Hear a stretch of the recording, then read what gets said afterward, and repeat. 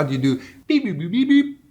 Hey guys, Eric Martel here. As you know, I'm all about financial freedom, achieving early retirement. A lot of time people are asking me, what's better? Should I invest in the stock market or should I invest in real estate? So initially I was thinking real estate would definitely be the winner on that. But I thought, let's do a thought experiment. Let's pretend that two investors are investing in 1980 and they have the same amount of money and they invest, one of them invests in the stock market and the other one invests in rental real estate. So let's talk about the stock market investor. We're gonna give him a crystal ball, and that crystal ball is gonna tell our stock market investor already what is gonna be the best stock to invest in 1980.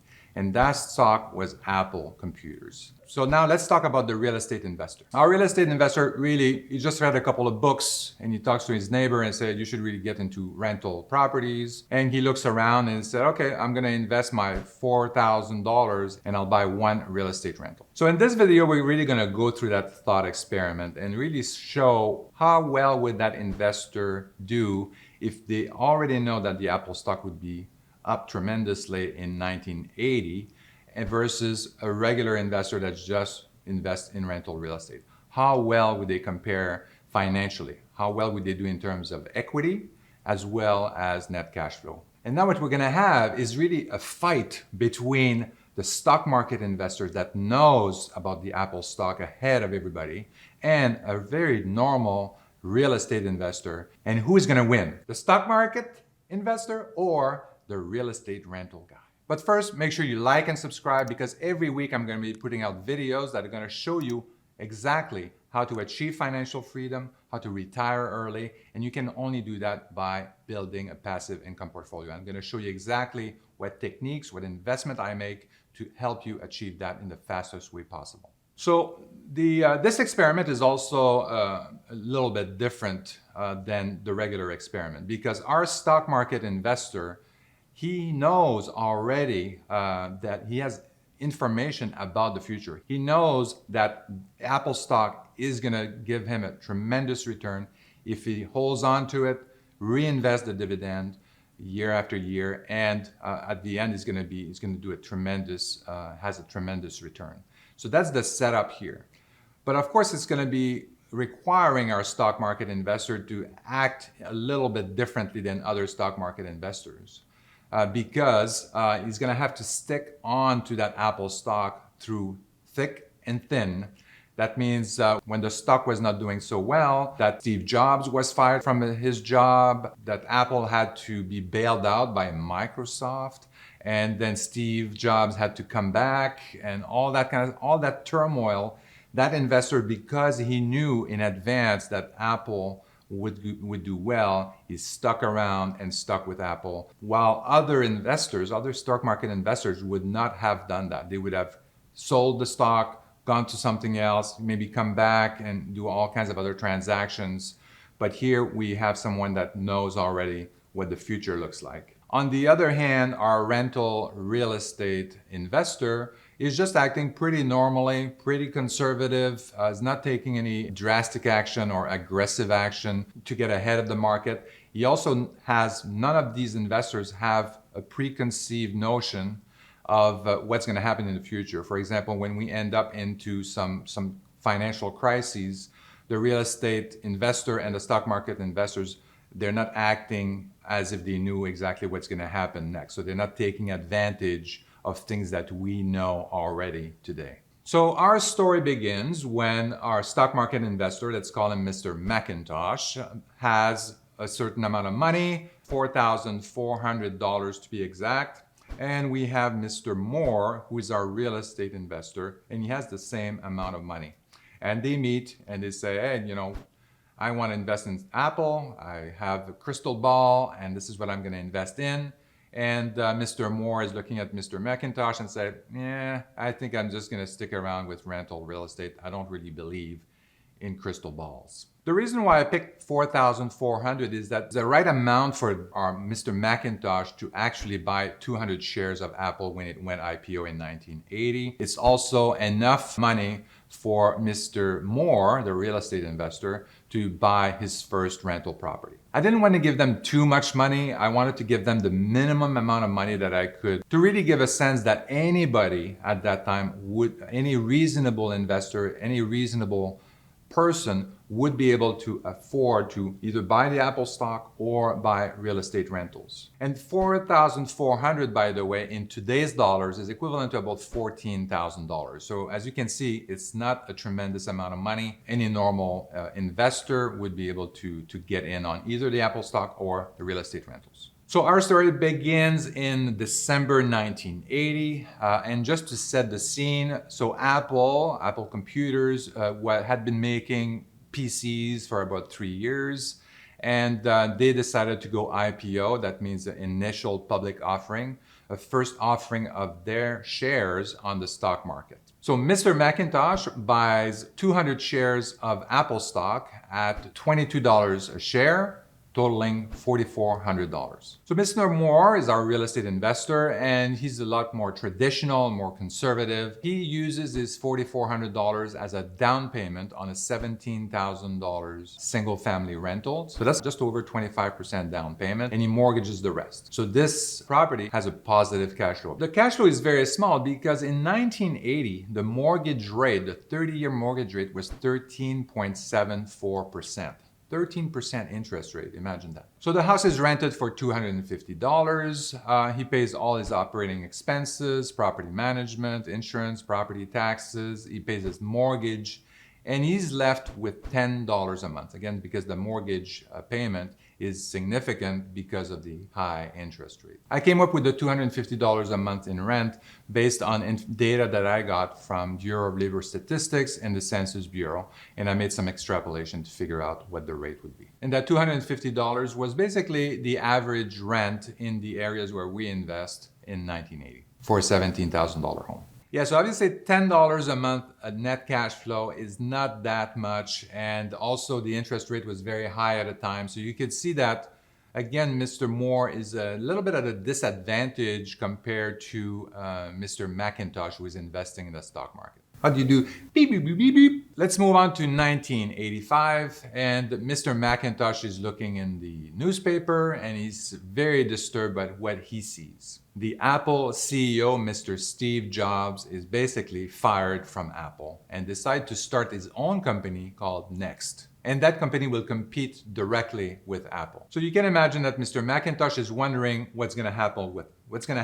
Apple, what's going to happen with Next. Who's the new CEO for Apple? Why are they changing CEO? There's a lot of questions here, but the point is that Mr. MACINTOSH is not in control of Apple. Apple is making their own decision by firing the CEO, by doing all kinds of different changes. That's the point that I'm trying to make here. Beep, beep, beep, beep, beep. The year is 1987, and our two investors have stayed in touch over the years, and they want to compare notes. Mr. MACINTOSH was very excited to learn that he was receiving 12 cents a shares in dividend from Apple stock. On top of that, at the same year, there was an Apple stock split. So Mr. MACINTOSH's 200 shares were now 400 shares, and the stock price at the time was $41.50 after the split. So with his $48 in dividend, Mr. MACINTOSH is able to buy one more share of Apple stock. So Mr. MACINTOSH's shares are now worth $16,642. And that's pretty significant. That's because that's a 20% annualized return. Mr. Moore's house is now worth $24,000. And remember, he bought it for $17,000. So this is an additional $7,000 in equity that he gained over the years since 1980. On top of that, he had received some net cash flow from his rental unit to a total of about $3,000. And when you add the two together, you had $27,000 in asset. The mortgage was also being paid down by the tenant over the years, so that liability went down to $11,973. giving him an equity, a net equity, basically the asset minus the liability, of just over $15,000. Mr. MACINTOSH is showing a return of about 21%, while Mr. Moore is just a little bit behind with 19.4%. So it looks like the future is paying off for Mr. MACINTOSH right now. These are two smart investors. So Mr. MACINTOSH is going to reinvest his dividend, and Mr. Moore, our real estate investor, is going to take advantage of the lower interest rate. Remember, he bought his properties at 13% interest, and now the rate is about 10%. Because Mr. Moore's property has increased in value from $17,000 to just over $24,000, he's able to mortgage it for 80% of that value, of that $24,000. That's about $19,000. And he's able to take that out of basically paying out the old loan, and then he's able to extract about $7,000 worth of cash plus the $3,000 in net cash flow that he had previously. So he's going to buy two additional single-family rental at $24,000, so they're identical to the one he currently has.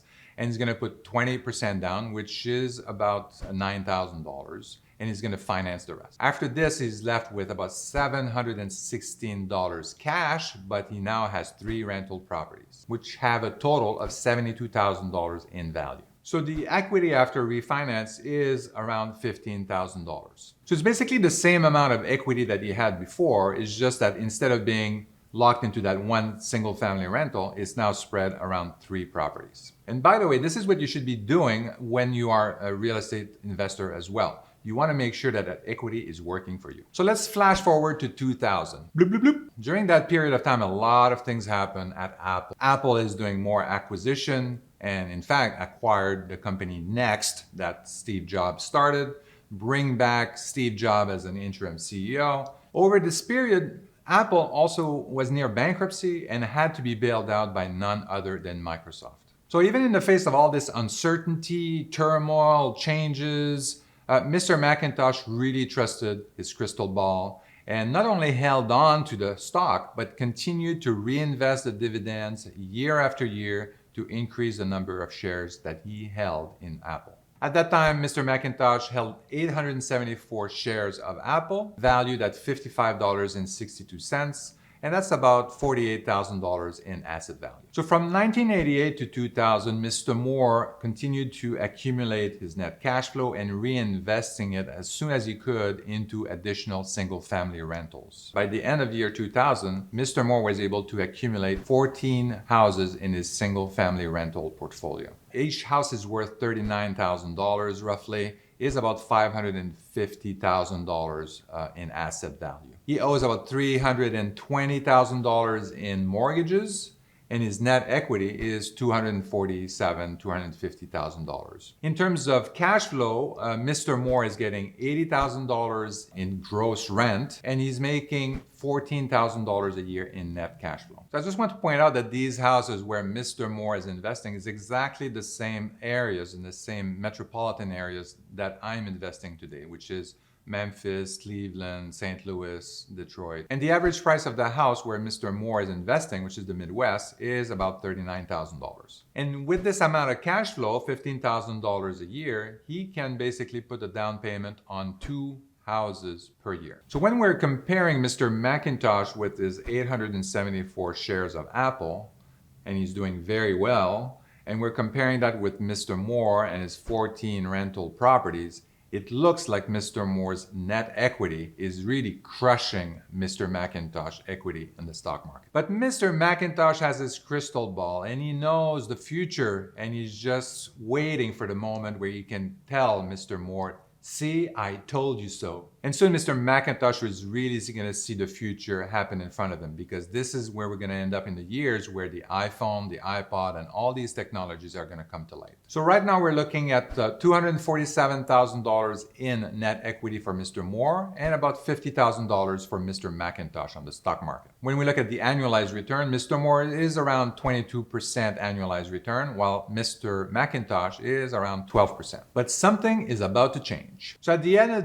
2000, we had the dot-com crash, and Mr. MACINTOSH was severely impacted by this because his shares went from $55 a share to roughly $14 a share. So Mr. MACINTOSH's asset value was also down significantly from $48,000 to $12,000, so a quarter of its initial value a few months earlier. So things don't look very good for Mr. MACINTOSH right now, but he knows, he has that crystal ball, he knows the future, he knows it's going to get better. Mr. Moore, our real estate investor, on the other hand, is completely unaffected by what's going on. He continues to receive his net cash flow. And now that Mr. Moore looks at the interest rate at 8%, he decides to refinance his entire portfolio valued at $544,000 and get a loan at 80% loan to value for $435,000. He's going to pay out his existing loan of $318,000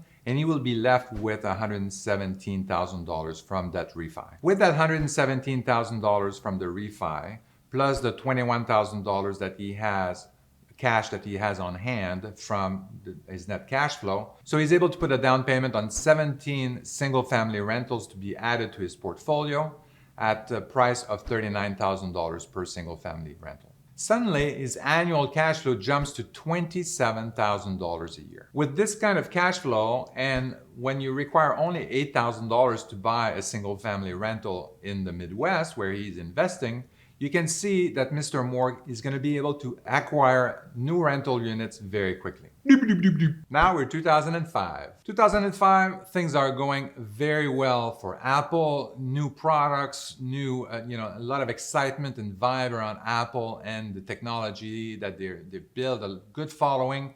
And this is also reflected on the stock market. Apple announced a 2-for-1 stock split. And now the price is $44.85. And Mr. MACINTOSH now has 1,748 shares valued at $78,000. On the other hand, Mr. Moore continues to acquire every year additional single-family rental. And by the end of 2005, Mr. Moore has 54 single-family rentals. The asset value of Mr. Moore's portfolio is roughly $3 million. And when you take out the loans that he owes, he's roughly around $700,000 in net equity. On the other hand, Mr. MACINTOSH's net equity is $78,000. So a big jump between Mr. Moore and Mr. MACINTOSH, even though Mr. MACINTOSH and the share of Apple are doing very well, still Mr. MACINTOSH is significantly behind Mr. Moore. But Mr. MACINTOSH knows, he knows the future. He's just going to hold on and continue to reinvest the dividends.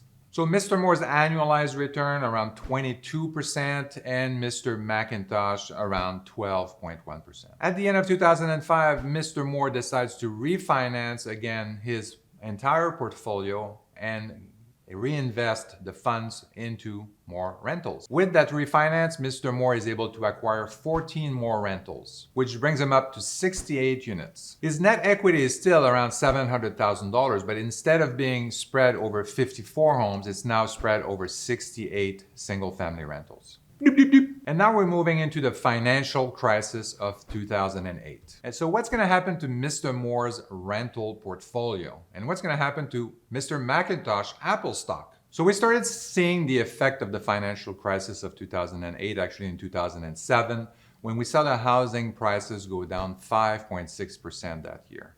In 2008, we saw the house prices go down 8.5%. Over the entire United States. This doesn't seem like a lot, but some other areas, I'm talking about the Midwest, but some other areas of the United States, these price drops were much more significant, like California and Florida. We saw drops in house value as much as 20-30%. And Mr. Moore didn't escape the crisis, obviously. You could see that the value of his assets, the value of his portfolio of rental properties went from $4.5 million in 2006 to roughly $3.4 million in 2012. And since Mr. Moore is very conservative and risk averse, and he doesn't have a crystal ball like Mr. MACINTOSH, he is not investing at all during that period until 2012. So he's waiting all this period, not investing any of his money or taking advantage of the lower house prices. So Mr. MACINTOSH is ecstatic. His share price went through the roof. In 2006, the share price was like $44 a share. And in 2012, the share price was $700. Same number of shares, 1,740 roughly. And his entire portfolio now moved from $80,000 to $1.2 million in just a few years. That crystal ball really paid off for Mr. MACINTOSH.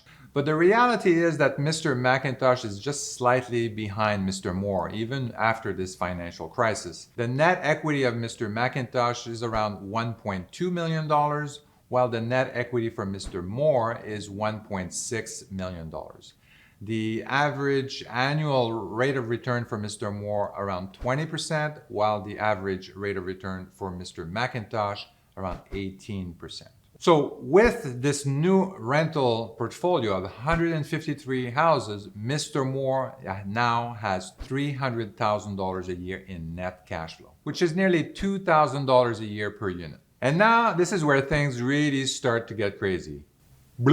2014, Apple announced a 7-to-1 split, which is something I had never seen before. And Mr. MACINTOSH is ecstatic. He now has 12,614 shares of Apple at $93. Still, his net equity is around like $1.2 million. The reason why Mr. MACINTOSH's portfolio didn't increase that much is because the Apple share price basically went sideways between 2012 and 2014. Let's fast forward to 2018.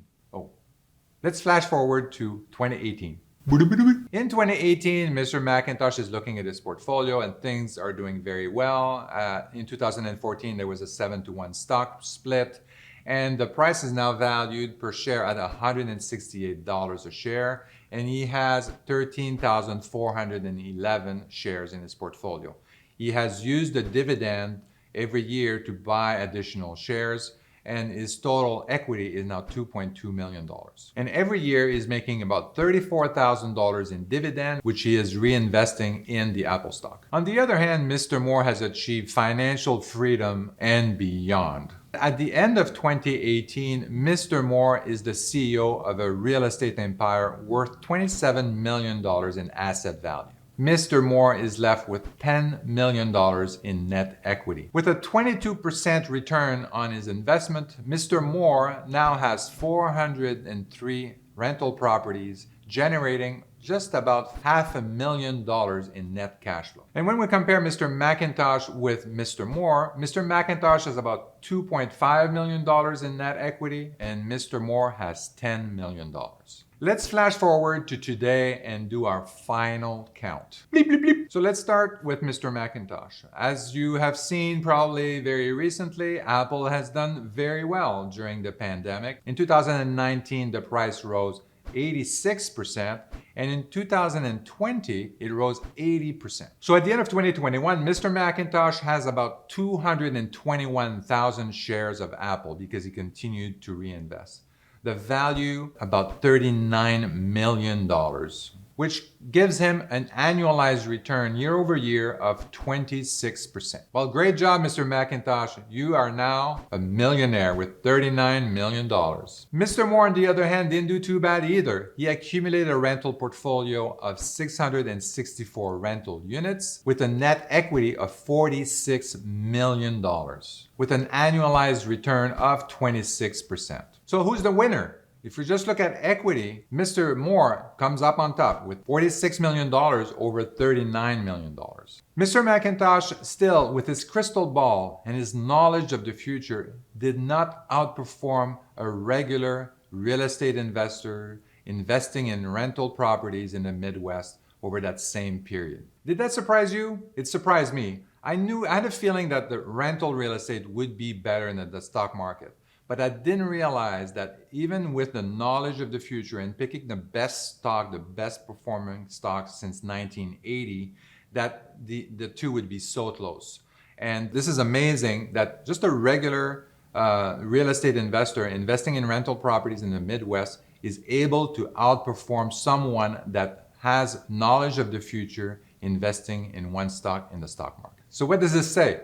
To me, it says that we should invest in rental real estate. So in terms of cash flow, Mr. Moore is making $1.5 million in net cash flow a year. Compare that with Mr. MACINTOSH's $191,000 a year in dividend.